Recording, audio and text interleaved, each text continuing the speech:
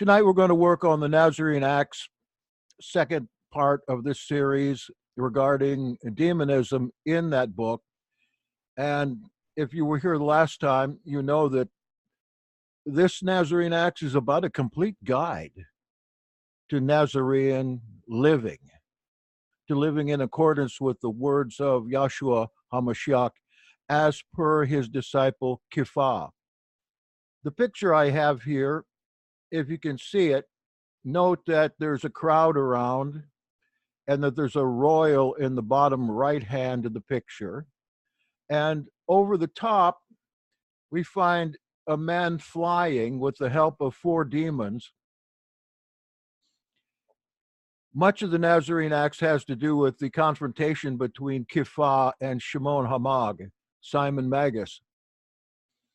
And the author uses that discussion to help Kipha to answer questions of the new believers in regards to the various aspects of the faith.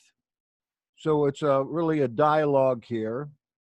And this picture, the one flying with the demons, represents Shimon Mag, Simon the magician, who in a follow-up article to the Nazarene Acts, which isn't included, but I did find the text, where we have in the court of Nero, Peter and Paul finally coming together to stop the work of Simon before Nero. And one of the things that Shimon does to impress Nero is to fly. You see in the left bottom hand of this picture, you see the one man praying, which is Paul. Paul prays, while the other man with his hand up in the air is Kipha, who is commanding the demons to depart. And if the demons depart, what happens to Shimon? Down he comes. That is the demise of Simon Magus. By the way, Simon Magus is a historical character. There has been found a monument to him, a stela, concerning him being worshipped in Rome as a god. And the Nazarene Acts themselves work up to this as the young Clement, an educated and rich young man of Rome, has lost his family to shipwreck. Clement hears Barnabas preach in Rome. Clement immediately goes to Israel himself to meet Barnabas to start out on his journey, who takes him to meet James the Just, who assigns Clement as a Gentile and unlearned in the things of Judaism to be Peter's secretary. And over the course of this trip that Peter is taking from Jerusalem to Tripolis and then on to Rome, to write down whatever Peter says in dialogue and to record his acts in order to send that report back to James for storage in the vault of the teachings of Peter. Very interesting case, but that's not all. The book ends up in a novelistic fashion where Clement finally does reclaim his family.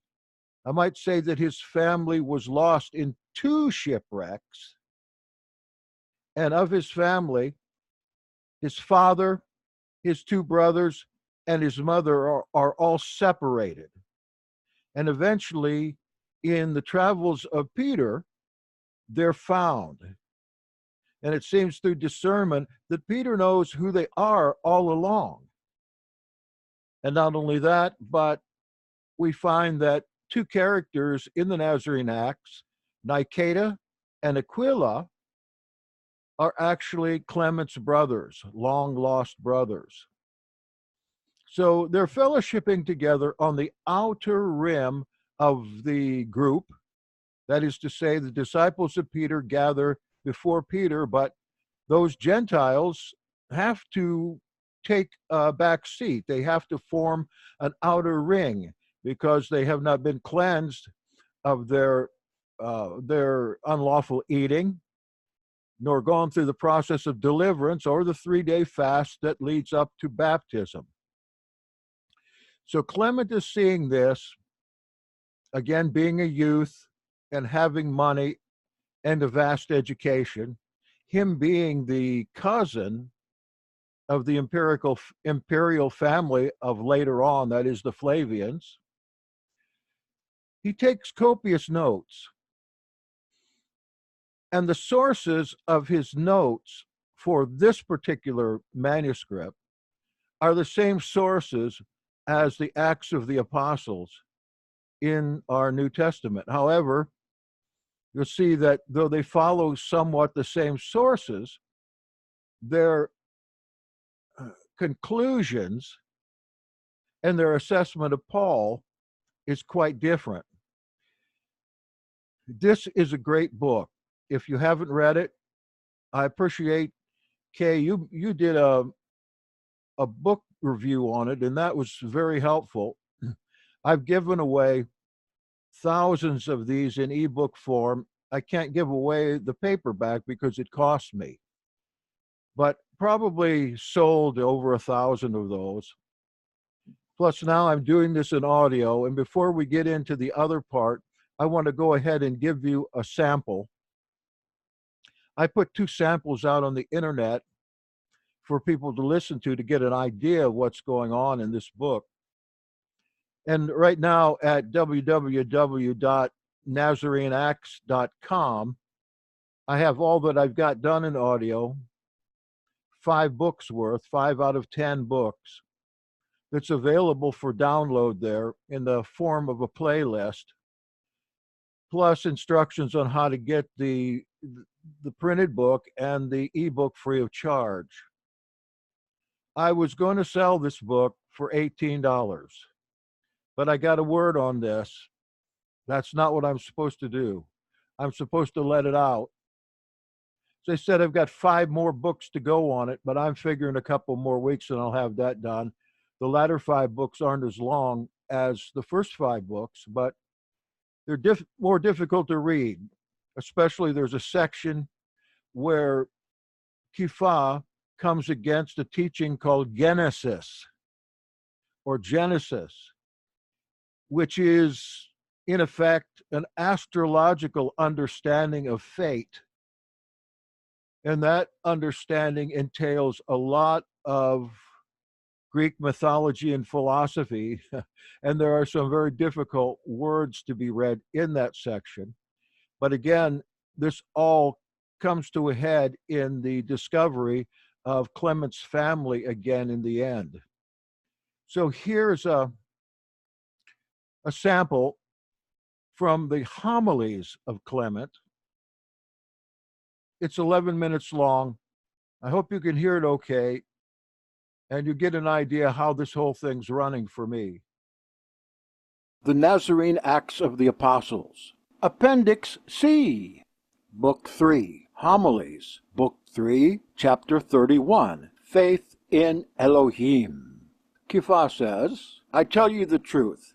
It will be more tolerable in the day of judgment to live in the land of Sodom and Gomorrah than in the place of unbelief. In the first place, because you have not preserved reason in yourself, and in the second place, because hearing things about us, you have not come to us. And in the third place, because you have disbelieved us when we have come to you. We are concerned for you, and pray of our own accord that our peace may come upon you. If you will have it, you must readily promise not to do injustice, and generously to bear wrong, which is contrary to human nature, unless one first receive the knowledge of that which is supremely profitable, namely, to know the righteous nature of him who is over all. For he defends and avenges those who are wronged, and does good forever to the devout. Chapter 32, Invitation.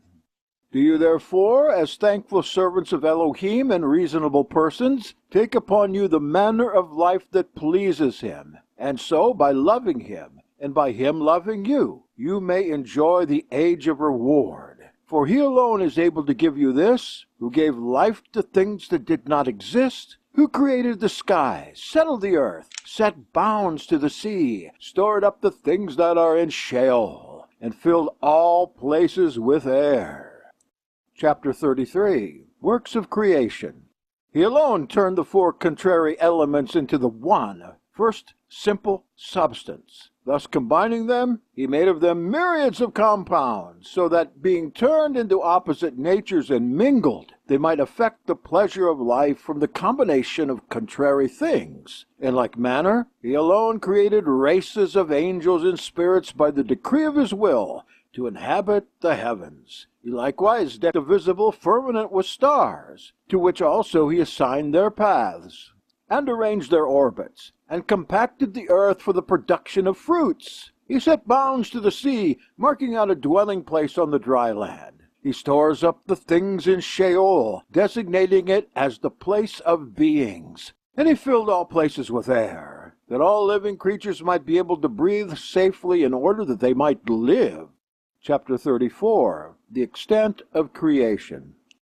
Oh, the great hand of the wise Elohim, that does all in all! For a countless multitude of birds have been made by him, and those various, differing in all respects from another. I mean in respect of their colors, beaks, talons, looks, senses, voices, and all else. And how many different species of plants, distinguished by boundless varieties of colors, qualities, and scents, and how many animals on the land and in the water, of which it were impossible to tell the figures, forms, habitats, colors, food, senses, natures, and multitude. Then also the multitude in height of mountains, the varieties of stones, awful caverns, fountains, rivers, marshes, seas, harbors, islands, forests, and all the inhabited world and uninhabited places. Chapter 35. These are a part of his ways. Yet how many things besides are unknown, because men cannot know them. Of those that are within our comprehension, who knows the limit? I mean, how the sky rolls, how the stars are born in their courses, and what forms they have, what composition, and where they travel in the ether, from where the blasts of winds come up with their different levels of energy, from where do the fountains ceaselessly spring, the ever-flowing rivers run down into the sea, their source is not emptied, and neither do they fill where they empty into. How far reaches the unfathomable depth of the boundless Tartarus? Upon what is the sky that surrounds us carried? How the clouds spring from air and are absorbed into air? What is the nature of thunder and lightning, snow, hail, mist, ice, storm, showers, and hanging clouds? How does he make the plants and animals? All these things are certainly and continually perfected in their countless varieties. Chapter 36. Dominion over the creatures. So if anyone will accurately scan the whole with reason, he will find that Elohim has made them for the sake of people. For showers fall for the sake of fruits, that man may partake of them, and that animals may be fed, that they may be useful to men. And the sun shines, that he may turn the air into 4 seasons, and that each time may afford its peculiar service to man. And the fountains spring up, so people may drink of them. And moreover, who is master over the creatures, so far as it is possible? Is it not man, who has received wisdom to till the earth, to sail the sea, to make fishes, birds, and beasts his prey, to investigate the course of the stars, to mine the earth, to sail the sea, to build cities, to define kingdoms, to ordain laws, to execute justice, to know the invisible Elohim, to know the names of angels, to drive away demons, to endeavor to cure diseases by medicines, to find charms against poison-darting serpents, and to understand aversions. Chapter 37. Whom to know is life eternal. But if you are thankful, O man, if you understand that Elohim is your benefactor in all things, and that you may even be made immortal, the things that are made for you continue to be given through your gratitude to Elohim. And now you're able to become incorruptible, if you acknowledge him whom you did not know, if you love him whom you used to forsake, and if you pray to him alone who is able to punish or to save both your body and your being. So, consider primarily that no one shares his rule and no one has a name in common with him. That is, no man is called Elohim, for he alone is both called and is Elohim, the Mighty One. Nor is it Torah to think that there is any other, or to call any other by that name, and if anyone should dare to do so, eternal castigation of his very being is his. Chapter 38, Shimon's Challenge. Many gods. When Kepha had thus spoken, Shimon cried aloud, "Why do you lie and deceive the unlearned multitude standing around you, persuading them that it is unlawful to think that there are Elohim and to call them so, when the books that are current among the Jews say there are many Elohim? And now I wish in the presence of all to discuss with you from these books on the necessity of thinking that there are Elohim. First, showing or respecting him whom you call Elohim, that he is not the supreme and omnipotent being, inasmuch as he is without foreknowledge, imperfect, needy, not good, and underlying many and innumerable grievous passions. So when this has been shown from scriptures, as I say, it follows that there is another, not written of, foreknowing, perfect, without want, good, far removed from all grievous passions. But he whom you call the Creator is subject to the opposite evils. Chapter 39, Defects ascribed to Elohim. And also Adam, being made at first after his likeness, is created blind, and is said not to have knowledge of good and evil, and is found a transgressor, and is driven out of paradise, and is punished with death. In like manner also, he who made him, because he sees not in all places, says with reference to the overthrow of Sodom, "Come, let us go down and see whether they do according to their cry which comes to me, or if not, that I may know." Thus he shows himself ignorant. And in his saying respecting Adam, "Let us drive him out, lest he put forth his hand and touch the tree of life, and eat and live forever," in saying lest he is ignorant, and in driving him out lest he should eat and live forever, he is also envious. And whereas it is written that Elohim changed his mind that he had made man, this implies both repentance and ignorance. For this reflection is a view by which one, through ignorance, wishes to inquire into the result of the things that he wills, or it is the act of one repenting on account of the event not being according to his expectation.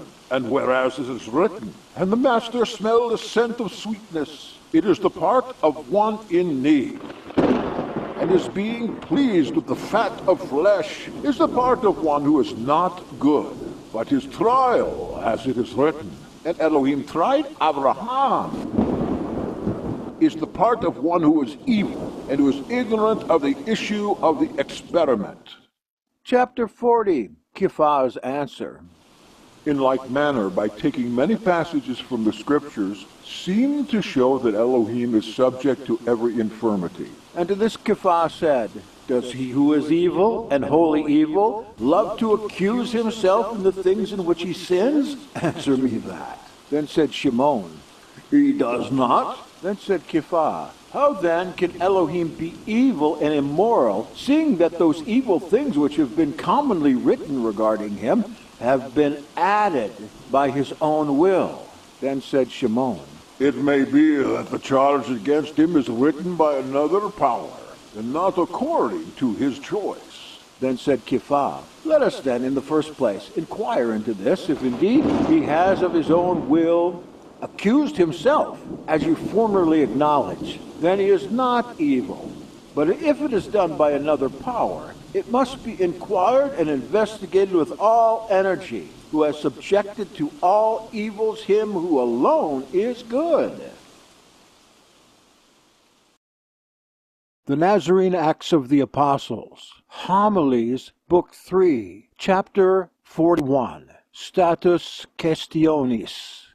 Then said Shimon, You are obviously avoiding dealing with the charges that Scriptures make against your Elohim. Then Kepha, you yourself appear to me to be doing this. For he who avoids the order of inquiry does not wish a true investigation to be made. Hence I, who proceed in an orderly manner, and want the writer first to be considered, am obviously desirous to walk in a straight path. Then Shimon, First, confess that if the things written against the Creator are true, he is not above all, since, according to the Scriptures, he is subject to all evil. Then afterwards we will inquire as to the writer. Then said Kepha, that I may not seem to speak against your want of order through unwillingness to enter upon the investigation, I answer you. I say that if the things written against Elohim are true, they do not show that Elohim is evil. Then said Shimon, How do you maintain that? Chapter 42, Was Adam blind? Then said Kepha, because things are written opposite to those sayings that speak evil of him, so neither the one nor the other can be confirmed. Then Shimon, How then is the truth to be ascertained of those Scriptures that say he is evil, or of those that say he is good? Then Kepha, whatever sayings of the Scriptures are in harmony with the creation that was made by him are true, but whatever are contrary to it are false.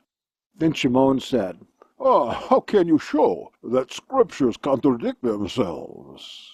And Kepha said, if you say that Adam was created blind, which was not so, for he would not have pointed out the tree of the knowledge of good and evil to a blind man, and commanded him not to taste of it. Then said Shimon, He meant that his mind was blind. Then Kepha, how could he be blind in respect of his mind, who, before tasting of the tree, was in harmony with him who made him, giving appropriate names to all the animals?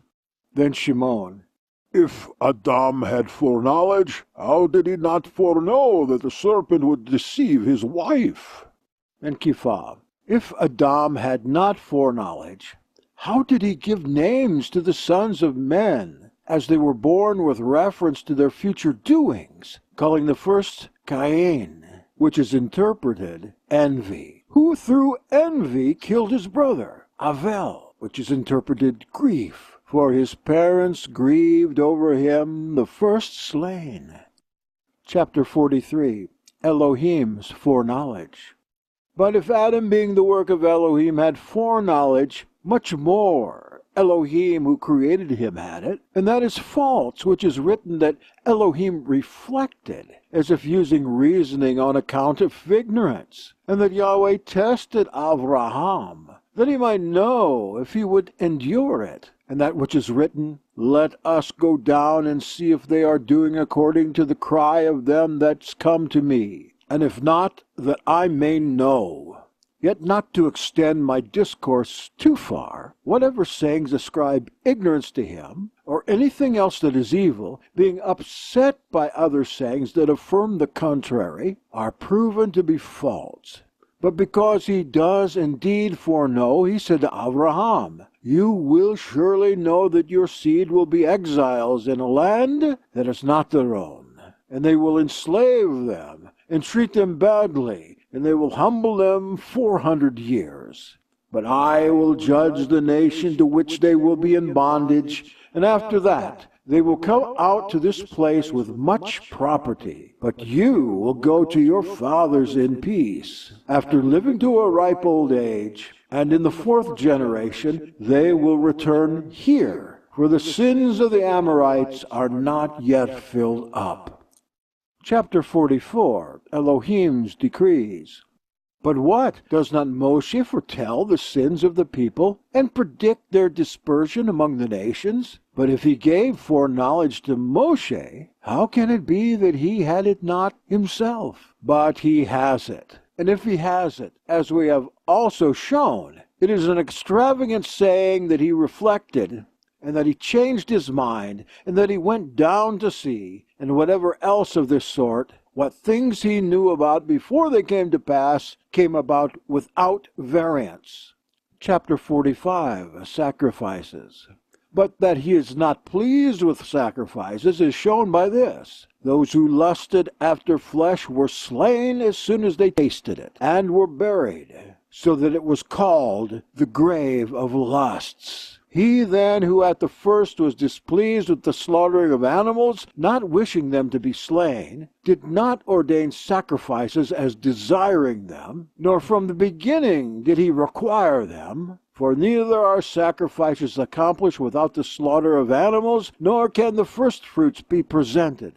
But how is it possible for him to abide in darkness and smoke and storm? For this also is written, who created a pure sky, and created the sun to give light to all, and assigned the invariable order of their revolutions to innumerable stars. Thus, O Shimon, the handwriting of Elohim, I mean the skies, shows the counsels of him who made it to be pure and stable. Chapter 46, Contempt against Elohim. Thus the sayings accusatory of the Elohim who made the sky are both rendered void by the opposite sayings which are alongside of them, and are refuted by the creation. It was not a prophetic hand that wrote them, so also they appear opposite to the hand of Elohim who made all things. Then said Shimon, How can you show this? Chapter 47, Foreknowledge of Moshe. Then said Kephah, the Torah of Elohim was given by Moshe, without writing, to 70 wise men to be handed down, so that the government might be carried on by succession. But after that Moshe was taken up. It was written by someone, but not by Moshe. For in the Torah itself it is written, and Moshe died, and they buried him near the house of Fogor.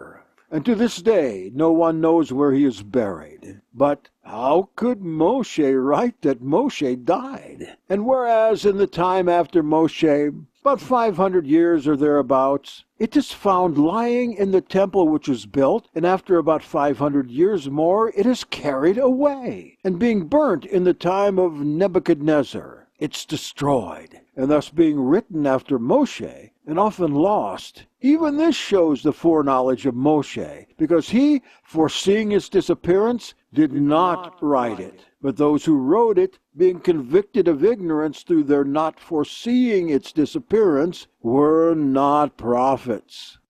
Chapter 48, Test of Truth. Then said Shimon, Since, as you say, we must understand the things concerning Elohim by comparing them with the creation, how is it possible to recognize the other things in the Torah, which are from the tradition of Moshe, and are true, and are mixed up with these falsehoods?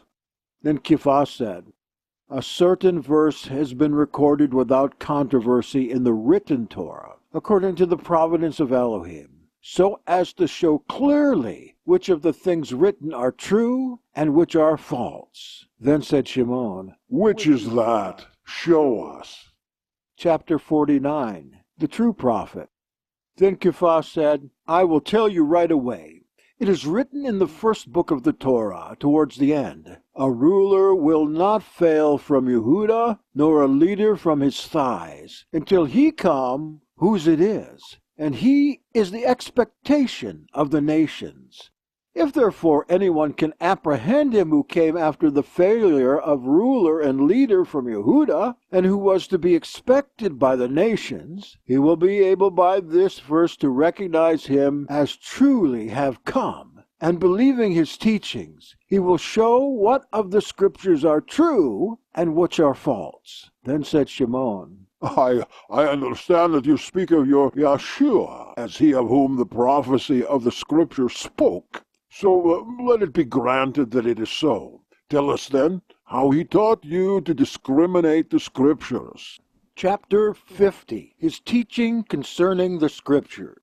Then Kephah, He taught that it is the mixture of truth with falsehood. I remember that on one occasion he, finding fault with the Sadducees, said, "So you are in error, not knowing the true things of the Scriptures, and on this account you are ignorant of the power of Elohim." But if he laid it on them that they knew not the true things of the Scriptures, it is obvious that there are false things in them, and also inasmuch as he said, "Be prudent money changers." It is because there are genuine and spurious words. And so he said, "How do you not perceive that which is reasonable in the Scripture?" He makes the understanding of him stronger who voluntarily judges soundly. Ha ha! The Nazarene.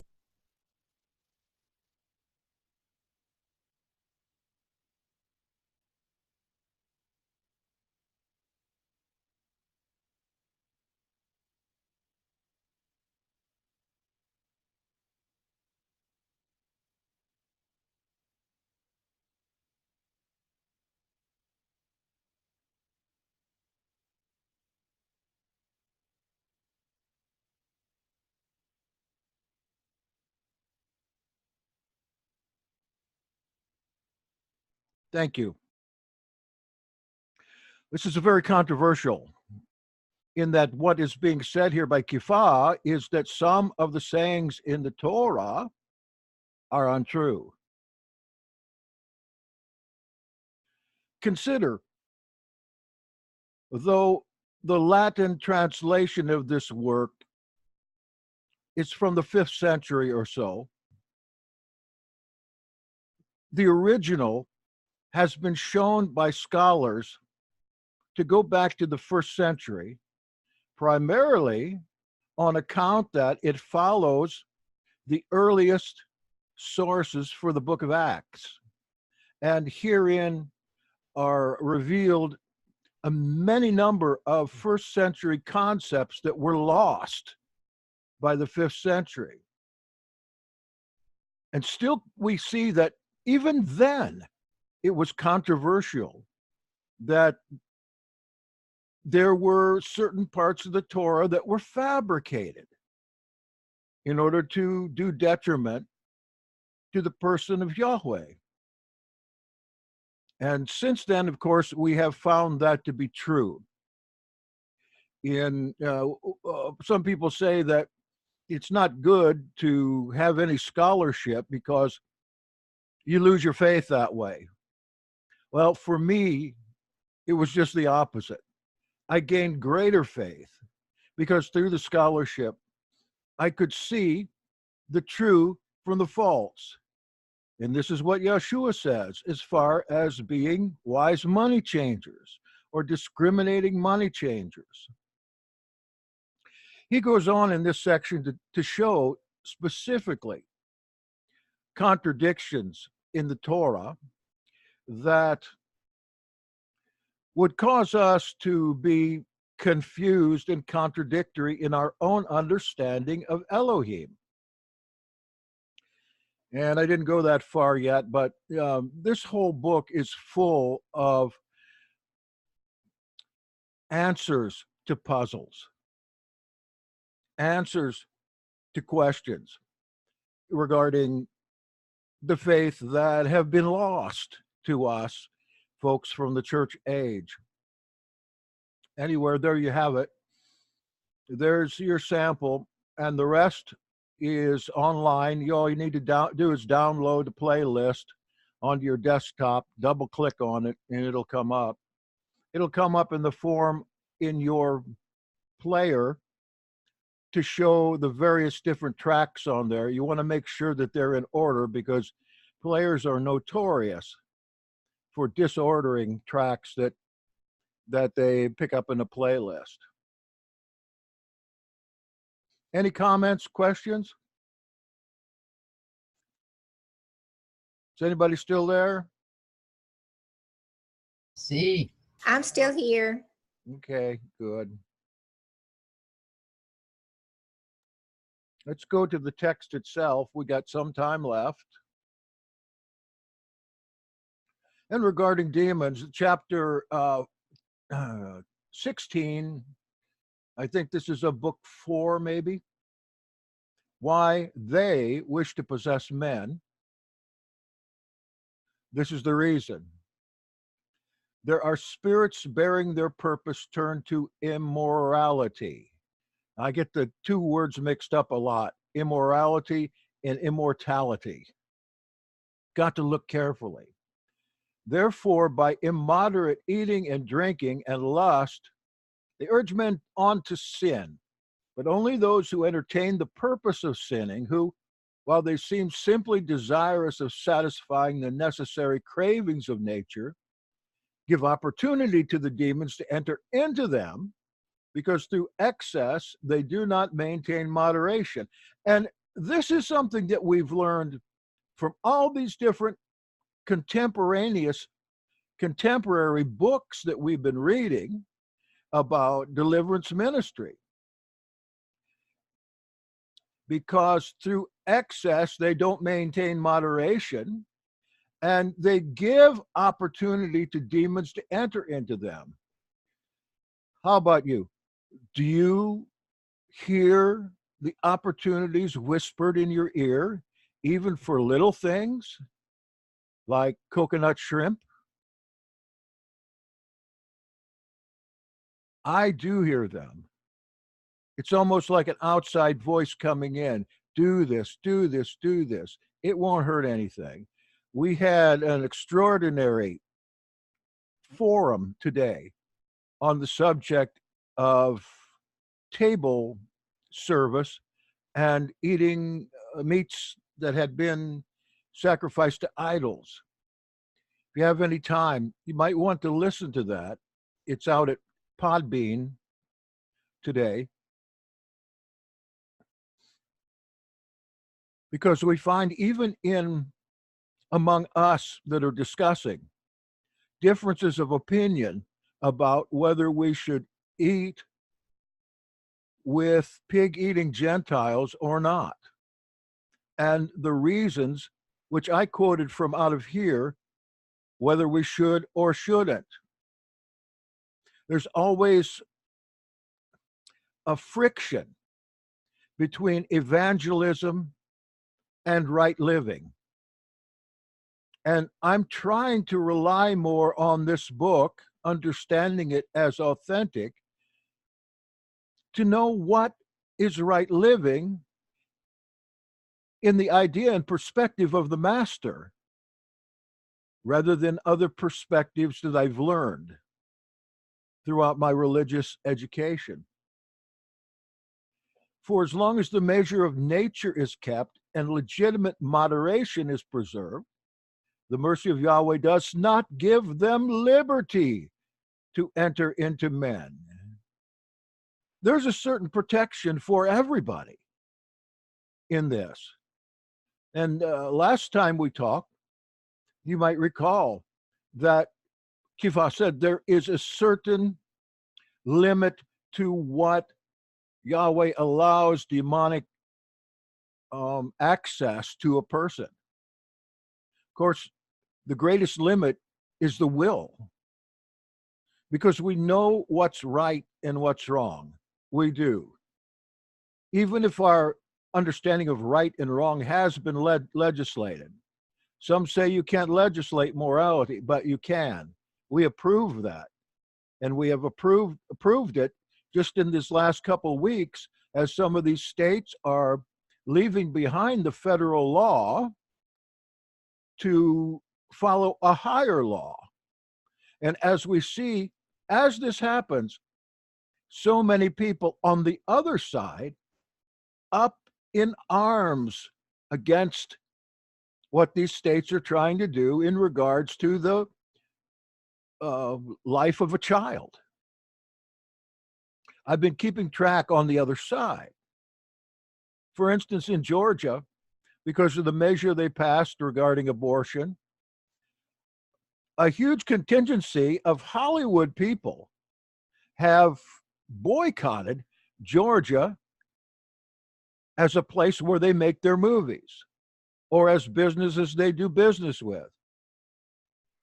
I noticed one dissenter out of Hollywood was Ron Howard, who has a movie plan there for Georgia right now and is not following the crowd.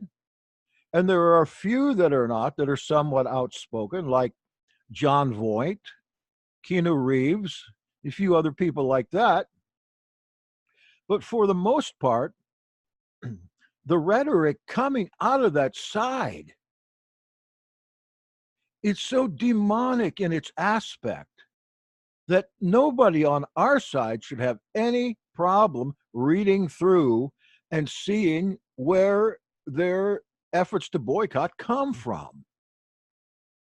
In fact, some of these stars are doing insane things as a protest, maybe just to get attention. Some are telling about their abortion experiences as though they were heroes in this, when so many others that are facing this particular problem, I guess if you could call it that, well, it is a problem in that a person has to make a decision about this still in this world, that they are setting themselves up, the most immoral of people, as a moral majority. And young people especially, who listen and follow these stars, well, that's exactly what they are, wandering stars from the book of Jude. It bothers me to no end. It makes us all want to think, what can we do? Especially if we have been a victim of abortion, whether that be intentional or not, or we have assented to doing that before we knew the aspect of it in the heavenly kingdom, or whether we've endured a rape and a pregnancy. That's hard. But when the mind, young people, but when either the mind falls into impiety, or the body is filled with immoderate meat or drink, or booze, or drugs, then, as if invited by the will and purpose of those who thus neglect themselves, they receive power as against those who have broken Torah imposed by Yahweh.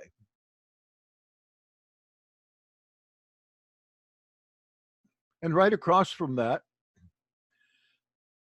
this comes from another book. For good reason, very many persons are possessed of demons, that so the justice of Yahweh may appear. Why does this happen anyway? So many say.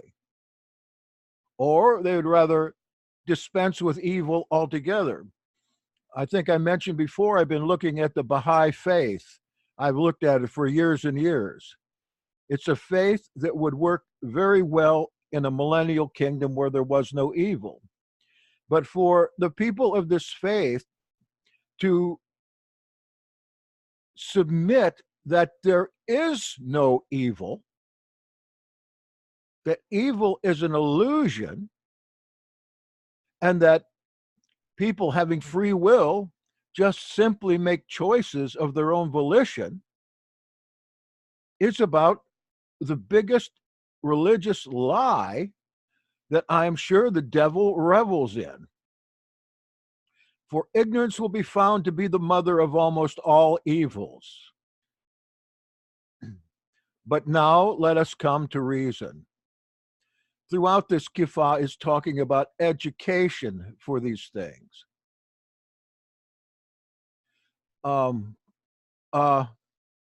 Nephew of mine, I think it's a nephew, no, it's a step-grandson of mine who was brought up to hate the idea of murder and abortion, now has become pro-choice. And why? Because as these abortion coalitions are teaching the young people that people who are pro-life are also pro-violence, and his reason is primarily for all the terrible things pro-life or people are doing to pro-choice people. I wonder, Where is he getting this idea? It just so happens that he's an entertainer. That ought to answer the question. Your young people in your family are being brainwashed over these subjects by celebrities. For if you receive those things that we bring you, you will not only be able yourselves to escape the incursions of the demon, but also, listen, to drive them away from others. And at the same time, you will obtain the rewards of ageless good things. But those who will refuse to receive those things that are spoken by us will be subject in the present life to diverse demons and disorders of sickness, and their spirits after the departure from the body will be tormented forever. He talks maybe in another place, maybe farther down here, that how do you get the power to overcome evil in your world and for other people? To be an exorcist, to be able at your very presence for demons to flee. And I'll just let the cat out of the bag here again. That is to keep to the teachings of the Master and the Torah. That's where the power comes from, righteousness. If you read the Dead Sea Scrolls, continually the term righteousness comes up, which is defined as righteousness in a sense of living by the true Torah, by the laws of Yahweh that have already been written on your hearts. It's hard to do anything against what's written on your heart. But again, we have people that think that the Torah is written on their heart, but it is not. The Besorah gives power over demons. You see then how important is the acknowledgement of Yahweh and the observance of the divine obedience, which not only protects those who believe from the assaults of the demon, but also gives them command over those who rule over others. We need to take this authority. I don't know about you, but in my experience with this, if I'm not living right, I don't feel like I have any power to do these things, except if I start ministering in the Spirit, then it's not me ministering, but the Spirit. But at the same time, there is a voice that is a holy voice that says, you're not up to this yet. We have to maintain a higher, closer circle of obedience than the others. And I am not so sure that so many of these people who call themselves exorcists aren't doing their prospective exorcies a service, probably instilling in them more demons than they had before. In the first of the hearing voices, there's a person who was actually being prayed for in a church with hands laid on, that from that time on heard the voices of demons coming to him that almost cost him his life. Somebody came up to him when he was praying, laid hands on him, and prayed for him. Those people are in churches. And I do believe these demonic entities can be passed from one to another. There is a motion picture with Denzel Washington. I can't remember the name of it. But it's about a very strong demon going from person to person. And it would be worth your while to subject yourself to foul language just to watch that movie. I can't remember the name right now, but if you can, please let me know. And therefore, it's necessary for you, who are of the Goyim, that's Gentiles, That's us. To betake yourselves to Yahweh. And of course, at this point, that's who he's talking to. And to keep yourself from all uncleanness, that the demons may be expelled and Yahweh may dwell in you. And at the same time, by prayers, commit yourself to Yahweh and call for his aid against the impudence of the demons. For whatever things you ask, believing, you will receive. Again, our forum today touched on this very strongly. Should we even be sitting at table with pig eaters? Those that have the Torah written on their hearts are not going to be sinning in that manner. And the Nazarene Acts intimates in other places that these things they eat are infiltrated themselves. And as they digest these things, especially unclean meats or meats offered in sacrifice to demons, the demons infiltrate the body in this way. And I imagine these would be lower demons. We're not just talking about those of high intelligence. We're talking about the least of demons, parasitic things that have no mind of their own, but just get in and raise havoc in a person's body. There must be a reason why we have the law of beasts in Leviticus 11. I don't know what the reason is. I don't think it's necessarily for health. But first of all, that passage says that if you eat these things, you become detestable to yourself. They are an abomination to you, and therefore before Yahweh. But even the demons themselves, in proportion as they see faith grow in a man, in that proportion they depart from him, residing only in that part in which something of infidelity still remains. But from those who believe with full faith, they depart without any delay. And this is why, in times past, we have been able to take a pain, for instance, a demonically powered pain, and cast it out of a certain member of the body. Now, one in particular that was real popular a long time ago, and that is the growing out of limbs. There's a demon in that leg. You have a short leg. It may sound ridiculous, but I participated in that ministry. It's one that a person or a novice can do, that they're bound to get a reaction, because such demons as do that are of the lower variety and will leave.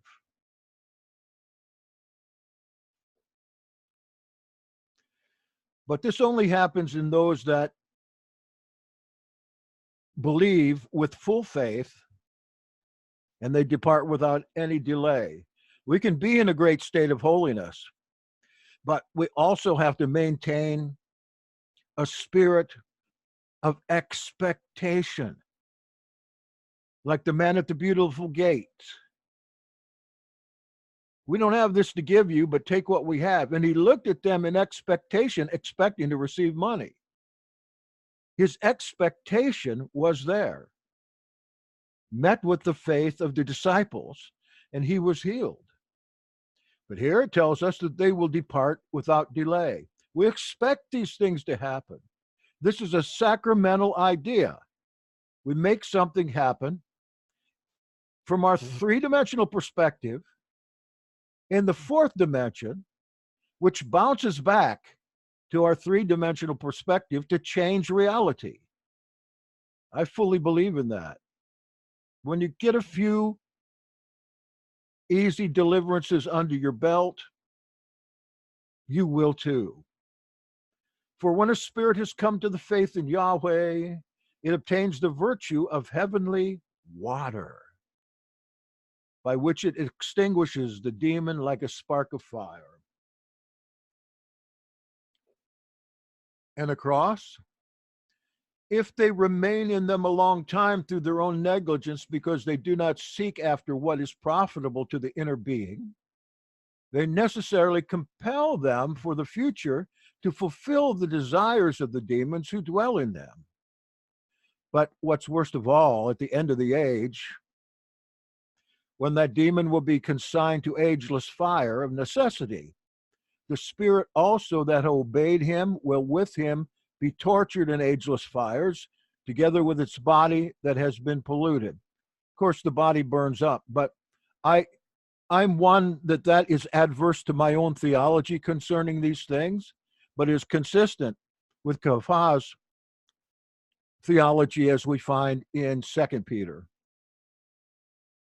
Now that the demons are desirous of occupying the bodies of men, this is the reason. We need to know this. They are spirits bearing their purpose turned to immorality. Maybe I did this one before. Yes, we did this before. Immoderate eating and drinking. But legitimate moderation is preserved as long as the measure of nature is kept. The mercy of Yahweh does not give them liberty to enter into men.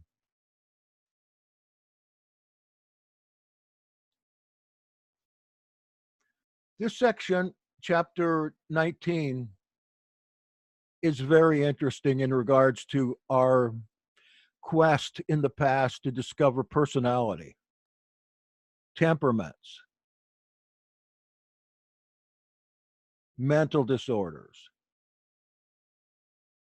These meetings have been going on now for 5 years, almost every week, sometimes twice, 3 times a week for 5 years. We have covered a lot of ground. I'm going to get to the chat in a minute. We've covered a lot of ground in this time, and all this ground remains at our download site, jspresents.org. Would not have happened had not Hebrew Nation Radio come forth to ask us to do this. The obligation I have is to put 6 50-minute presentations up on their site every week. That is a lot of work. And they give us in exchange 1 hour of time, or I should say again, 50 minutes a day, 6 days a week. And while for some reason, lots and lots of the people on there have been cast out, we have maintained some kind of popularity to the point where not only have we been able to stick with it 6 days a week for nearly 5 years, but that they have decided that our broadcasts are important enough to not charge people for.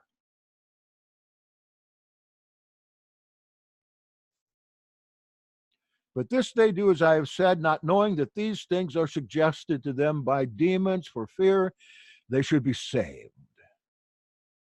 And therefore, in the salvation, in this context, it's something that is hoped for, but is not achieved until the end of the physical life, when one who is born again is transformed, because that one has already been judged and become spiritually alive. You can't kill the spirit. When the body falls off, you continue on with the same powers as Joshua for a lost world. That's when the gospel age is going to come. As for those other ones, when they die, they die. There's no spirit in them. They're spiritless. This is why it is said that Adam died, because his spirituality was taken from him. And anybody that came from him since has a great spiritual hole in their heart. I shouldn't say everybody, not everybody. But this gets into some theology I don't want to get into here. Almost everybody. They have to fill it with something. And what do they most often fill it with? Not the spirit of holiness, not the human spirit that's supposed to be there through becoming born again, but rather with some impostor. This they do, as I have said, not knowing that these things are suggested to them by demons, for fear they should be saved. If it is therefore in the power of everyone, since man has been made possessed of free will, whether he will hear us to life or the demons to destruction. Oh, this is such an arcane concept. Thinking people, intelligent people, should consider this to be probably the most superstitious and stupid thing they ever heard. Only those with guns and Bibles, like cavemen, would consider this possible. Only arcane, prehistoric people are so stupid as to believe this. That's what they're saying about you and us. As Kay has testified in the past, you go among those people, they'll kick you right out. However, are you willing to go and sit with them while they eat their pig's feet, shrimp cocktails, gluttonize on things that are labeled unclean?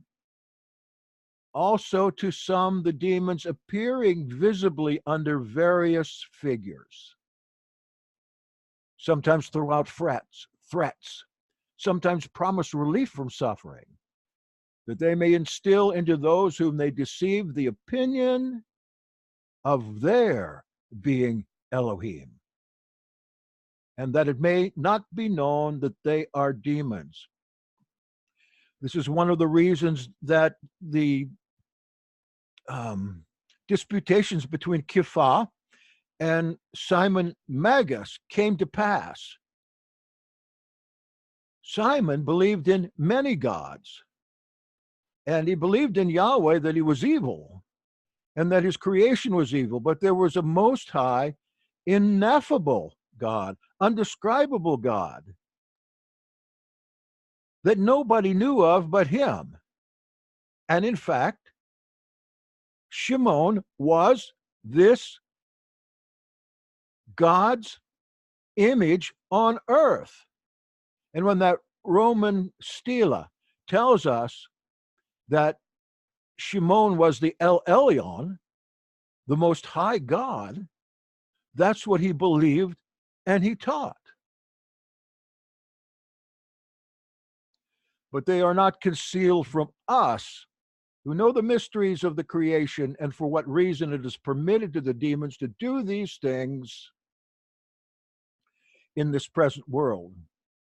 How is it allowed them to transform themselves into what figures they please, and to suggest evil thoughts, and to convey themselves by means of meats and drink consecrated to them into the minds or bodies of those who partake of it, and to concoct vain dreams to further the worship of some idol? And again, we say, this is really dated, isn't it?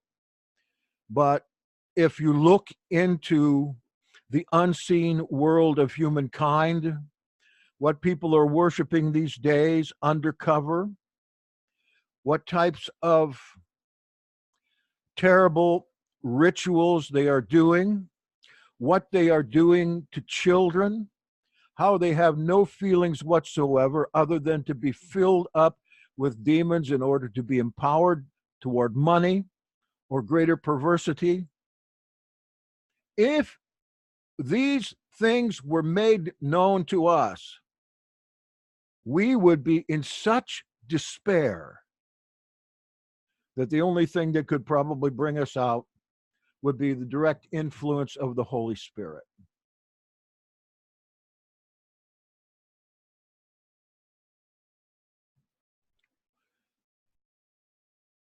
Can a law change my moral thinking? No, probably not, but it can change your moral acting.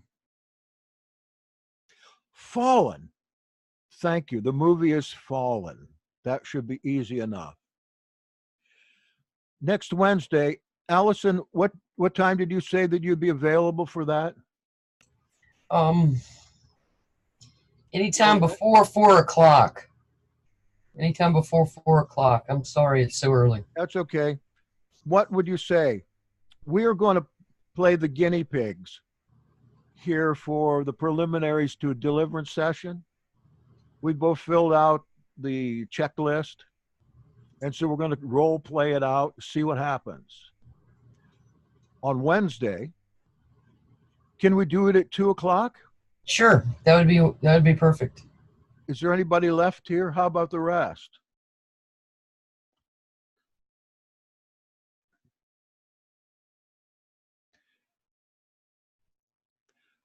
Oh, what if you felt immoral about going through a stop sign? You have to. Look at these people that are coming against these new anti-abortion laws. They're going to have to change their way of doing things or stay out of that state.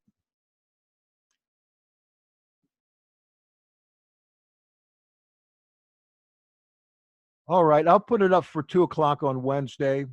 I'll send you an email. Is there anything else we need? Does anybody have a testimonial of this week or anything else? I do, sort of. Go. Okay. Well, you sent me the guinea pig checklist, and you sent me a blank one to fill out if I felt like it and send it back. Well, after some consideration and filling it time that I spent thinking about it to answer it, I tried to email it back, and my internet would not let the email go through. It would not let the email go through. I tried about 10 times. It kept saying retry, email not sent. Finally, I sat there and I said, I dispelled whatever hindrance that was of the enemy that was preventing this email to be sent in the name and by the blood, and the email went through. It was like, as soon as I did that, as soon as I gave that command, and that just shows what, one, that the enemy didn't want us to pursue this, and two, that the power of the Father is pretty awesome, and you can utilize it if it's for a good cause and if you're living right. Thank you. Definitely. Try the small things first before going on to bigger things, because it'll increase your faith. I tell you, if you have a problem with hardware,